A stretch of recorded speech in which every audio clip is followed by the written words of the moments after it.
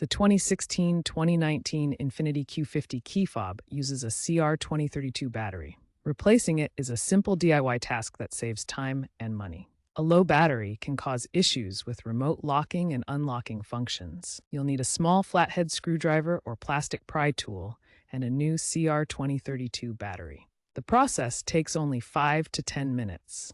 This guide provides a step-by-step approach to ensure a smooth replacement. Always recycle your old batteries responsibly at designated drop-off locations. First, locate the key ring slot on the fob. This is where you'll insert your screwdriver or plastic tool. Gently pry open the fob using a screwdriver or plastic tool to separate the two halves. Once open, note the battery's orientation. The positive side should be facing up. Pop out the old battery carefully. Insert the new CR2032 battery, ensuring the positive plus side is facing up.